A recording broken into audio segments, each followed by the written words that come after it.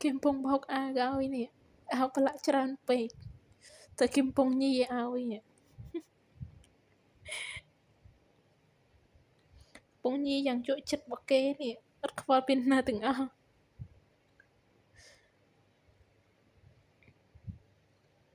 Ôi. Chắc bồng bài tiết. Nhi mà cái lai nhặt áo chất tê chập bồng bài tiết.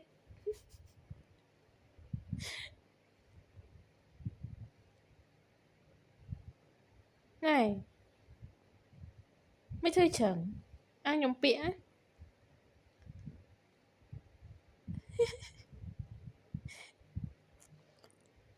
Nhóm bịa nó mà chân thư chẳng. Mày chơi đi nào. Ôi bọc áo sẵn mơ tiết. Tục săn. Tật lật khôn mùi sân. Nó mơ khôn này nọ. Tật lật khôn mùi sân. Tục áo sân. Bài một bánh bọc tiết.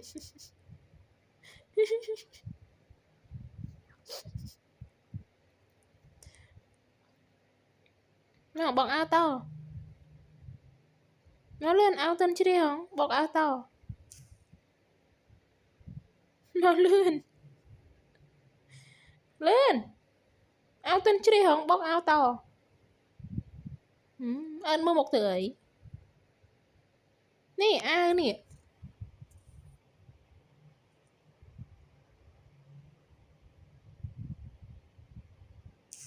Nè. Bọc áo mà. Bọc to mà. Khen ăn áo bà lạ tân á. Nhi chứ đi mà. Nhi chứ đi mà. Nó tân á. Bà lạ tân á tiết. Mấy thương một plư nó. Mà lên bọc áo tiên mà. Nó lên hành từng ngồi tật. Này. Mới chơi chẳng hả? Bọc áo mới chọc bao chẳng.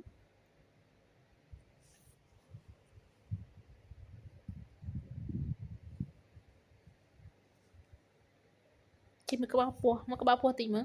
Có bao pua bần nè. Mới lực chừng mới. Đến nào chừng. Mới có bao pua tí mà. Khỏe lắm. Tao chấp khỏe lời. Chọc bọc áo rồi thử say một đơn. Thử say mà. Chọc bọc áo rồi thử say mà. Lên. Mở lên. Thử say một đơn. Không mà chứ. Ôi thử say áo ớt mơ thử plư. Nè. Lực đại đã mà hai thử say mà. Lên. Chọc trơn à. Thử say mà lên. Này. Lên. Thử say à. Này. Thử say. Thử say. Thử say. Thử say.